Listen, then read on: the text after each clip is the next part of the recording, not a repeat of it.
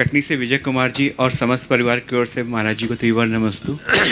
महाराज जी, company से मुझे कुछ शेयर हर क्वार्टर सैलरी के रूप में मिलते हैं, क्या उससे मुझे जुए का दोष लगता है? क्या? कंपनी से हर क्वार्टर मुझे कुछ शेयर सैलरी के रूप में मिलते हैं, क्या उससे मुझे शेयर का दोष जुए का दोष लगता है और क्या मुझे उन्हें तुरंत बेच देना चाहिए? देखिए, अगर शेयर को जुआ मानते हैं तो गलत अवधारणा। शेयर जुआ नहीं है, शेयर एक व्यापार है, वो एक प्रकार का इन्वेस्टमेंट है।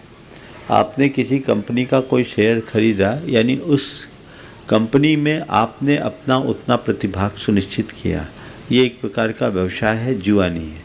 शेयर जुआ कब है?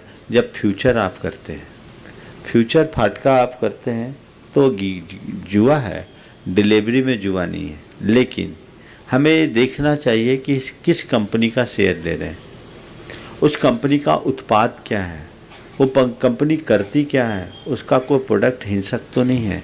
इन बातों का हमें ध्यान रख करके ही शेयर में अपना पैसा निवेश करना चाहिए। और शेयर के संदर्भ में कंपनी आपको शेयर देती है, आप लेते हैं, कोई ज़रूरी नहीं आप उसे बेचें, बशर्ते आप सही कंपनी में काम कर रहे हैं। पर 2-3 सुझाव शेयर के संदर्भ में आप सबसे दूंगा कि बहुत दिन बाद आज शेयर का फिर से सवाल आया। शेयर का व्यापार मत कर रहा हूँ, क्योंकि मैं देखता हूँ कि शेयर बाज़ार का काम कैसा है। एक पंक्ति में मैं उसकी समीक्षा करता हूँ, जिस कारोबार में माल खरीदने के बाद दाम घटे और बेचने के बाद बढ़ जाए, उसका नाम शेयर बाजार।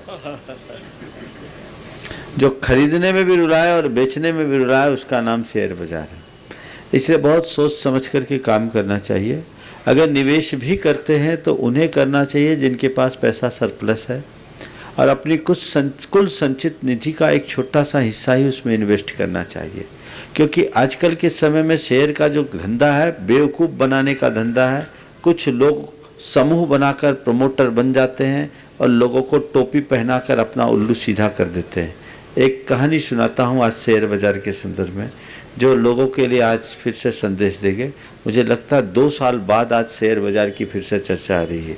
यद्यपि मुझसे जुड़े हुए बहुत सारे लोग हैं जो शेयर बाज़ार का काम करते हैं, सब लोग ऐसा नहीं है, लेकिन फिर भी जो व्यवस्थाएं, एक शेयर बाज़ार से संबद्ध व्यक्ति ने एक किस्सा मुझे सुनाया था, वो मैं आज आप लोगों को सुना रहा हूँ।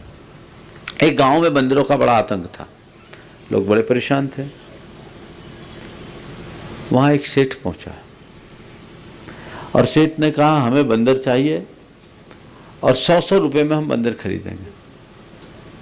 गांव के लोगों ने सोचा कि चलो बंदरों से मुक्ति और 100 रुपये का फायदा। सारे गांव भर के लोग जुट गए, बंदरों को पकड़ा और जैसे तैसे पकड़ करके 200 बंदर इकट्ठे कर पाए।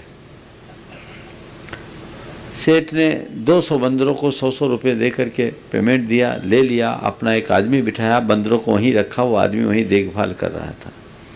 सेठ ने खबर किया मुझे और बंदर चाहिए, तो बोले अब हम 150 देंगे। 25-30 बंदर और मिल गए, वो ले आए। सेठ ने कहा मुझे और बंदर चाहिए, अब मैं 200 रुपये में बंदर खरीदूंगा।